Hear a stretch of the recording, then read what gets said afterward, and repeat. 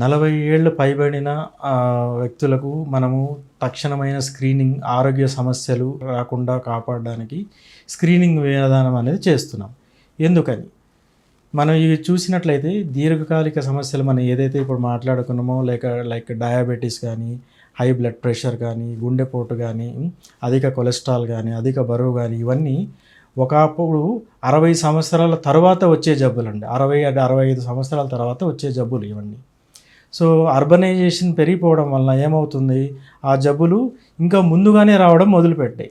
60 సంవత్సరాల నుంచి 55 సంవత్సరాలకి, దాని తర్వాత 45 సంవత్సరాలకి, దాని తర్వాత ఇప్పుడు మనం చూసినట్టయితే ఈ మధ్యకాలంలో 35 సంవత్సరాలకే ఇలాంటి జబ్బులు తొందరగా వచ్చేస్తున్నాయి. సో వాటికి రీజన్ ఏమిటి? స్ట్రెస్ పెరిగిపోవడం. మనకు ఫైనాన్షియల్ స్ట్రెస్ కానివ్వండి, జాబ్ స్ట్రెస్ కానివ్వండి, ఈ ఎక్కువ కాంపిటీషన్ పెరిగిపోవడం వల్ల ఈ ఫైనాన్షియల్ స్ట్రెస్ ఎక్కువైపోయి ఈ మన శరీరం పైన, మన ఆరోగ్యం పైన నిర్లక్ష్యం వహించడం వల్ల తొందరగా ఈ జబ్బులు అనేది అటాక్ అయిపోతున్నాయండి. సో అందుకని ఇప్పుడు మనం లిమిట్ 40 సంవత్సరాలకే చాలా వరకు మనం సజెస్ట్ చేస్తున్నాం.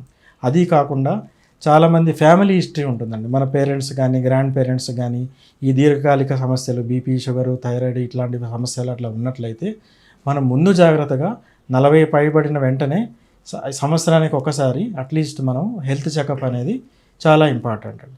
సో వాటి వల్ల మనం రాబోయే బార్డర్ లైన్లో ఉన్న జబ్బులు అట్లా ఏమైనా ఉంటే కూడా వాటికి మనము అర్లీగా వాటిని ఐడెంటిఫై చేసి ఈ సమస్యలకు గల కారణాలు ఏదైతే నివారించుకోవచ్చో అట్లాంటివి మనం ప్రయత్నం చేయొచ్చు.